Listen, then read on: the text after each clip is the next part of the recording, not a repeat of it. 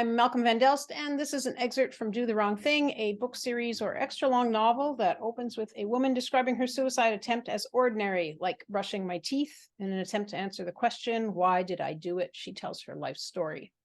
We're about a third through book 4, whose working title is Eyes of Different Colors. Thanks for having patience for the repeating material as I work through a new order for this section of the book. Last week, Ava went to Nerd and Doof and fell in love with its ne'er-do-well owner and helped the ne'er-do-well's sister with a housing protest. This is the next chapter called Anarch. One of the anarchists is president of the Arbor chapter of the International Workers of the World. He's 36, short and freckled with frizzy orange hair. He looks a bit like one of those troll dolls. If I join the IWW, I'll get a pocket-sized red and black booklet with an angry cat arching its back on the cover. Each time I pay my dues, I'll get a cat stamp inside. I don't join because of the booklet, but it definitely helps. Art and design in the service of overthrowing the establishment. I start hanging out with Pedro in his dark, books and paper-filled one-room apartment. He's in the same housing co-op as William. I never run into William, thank God. As Pedro sits at his desk one night, laying out a newsletter, I come up behind him, put my arms around his neck, and kiss him. I don't know why. Grateful for the company? He responds, I don't tell anyone. In fact, I'd die of embarrassment if anyone found out I was having sex with this odd-looking little man. Mary's housing protest is about Guinness Field, a low, swampy plain that starts half a block from my house where the street I live on dead ends. The plain stretches about 4 blocks east, 2 north, and 3 south. The city promised to build affordable housing on Guinness, then sold the land to developers instead. The edges of the plain are not swampy. This is where people gather, set up tents, and sleep. Have you ever met someone you avoided because they looked funny? Mary's protest co-organizer, Amanda, has wiry, dyed yellow hair, cut bluntly mid-ear. She cakes blue eyeshadow on the lids of small eyes that fight for sight lines out of a puffy, pale face. She wears bright pink lipstick on a tiny mouth, equally in danger of being drowned by over-padded and sallow flesh. Yet when she talks about protest logistics or when we chat while cutting up onions and carrots for soup in my kitchen, she's educated and well-spoken. I stare into her disappearing eyes. She's like a nightclub whose outer walls and door are covered in graffiti with garbage blowing around and the smell of piss in the air, while inside everything is posh and exciting. Evening. Pedro's, the phone rings. Hello, he says, listening for a bit, then turning his back to me and lowering his voice. Nonetheless, I overhear coming from the phone line. She just needs a place for the night. When he hangs up, Pedro says, a friend of a friend is moving here from Concord, but the apartment she was going to move into fell through at the last minute. Oh, I say, nodding blankly. She needs a place to stay for one night. I nod again. It's not my home. I don't care. An hour later, there's a knock at the door and a dumpy, brassy blonde with pock-marked skin about Pedro's age enters.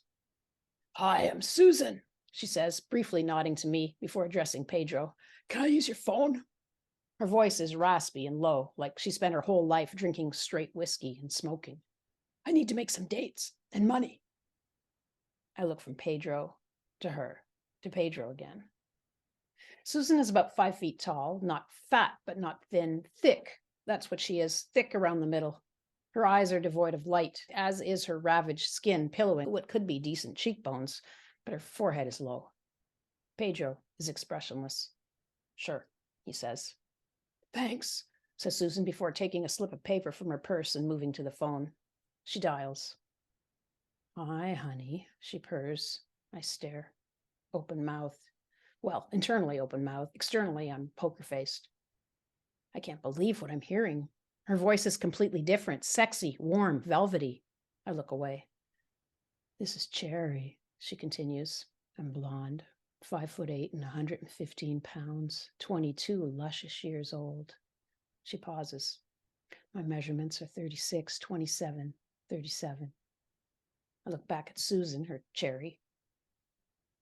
Pedro never explains to me who Susan or Cherry is or how she ended up at his house. She doesn't seem like a comrade, though Fucking a bunch of men for money is way more industrial than working in cafes like I do. I never see her again. I never find out who she is or how she ended up at Pedro's. Back at Guinness Field, Mary and June sleep in tents with the other protesters. I decide to join them, but after one night, never go back.